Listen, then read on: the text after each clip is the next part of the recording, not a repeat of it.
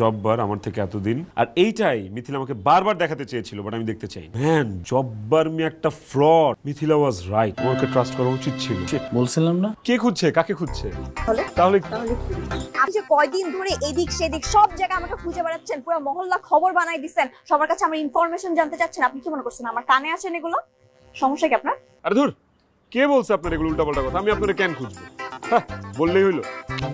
Exactly, বললেই হলো। আমার সারা জীবনের জন্য শিক্ষা। এখন যান, ভাগেন। একটু ভেবে দেখেন। আপনি এখান থেকে ভাগেন। আমি কি বলছি আপনার কানে যায় না? সমস্যা কি আপনার? আই এম সরি, আসলে আপনার সাথে আমার কিছু কথা ছিল। আপনার সাথে আমার কোনো কথা নেই।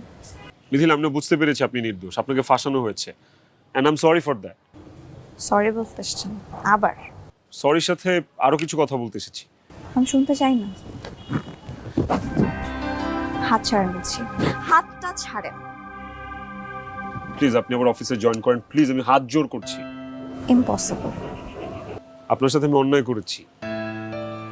আপনার সততা এবং নিজের প্রতি আত্মবিশ্বাস দেখে আমি আপনার উপর মুগ্ধ হয়েছি। বিশ্বাস করেন, আমি এরকম অফিস গাই ছিলাম, একদমই অফিস ম্যাটেরিয়াল ছিলাম না। শুধুমাত্র আপনার জন্য অফিসে যেতাম। আপনি যেহেতু সিদ্ধান্ত নিয়েছেন কোনোভাবেই অফিসে জয়েন করবেন না, আমার কাছে একটা অফার আছে, একটু শুনে দেখতে পারেন। কি অফার? আপনি হোম অফিসে যান, মানে আই মিন বউ হিসেবে বাসাতেও থাকলেন, আবার বাসা থেকে অফিসও করলেন। আমি আপনার বউ হলাম কবে?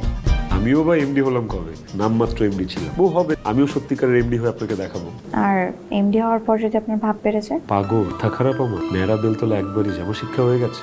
সরি। মনে থাকবে তো? সারা জীবন মনে। যদি ভুলে যান? ভুলে গেলে আর কি, আপনিও ভুলে যাবেন। কি কিরি, মজা করছি, কোনোদিন ভুল। তাইলে ঠিক আছে। তাহলে কি বাবাকে দিয়ে অ্যাপয়েন্টমেন্ট লেটার পাঠাবো? ইয়েস।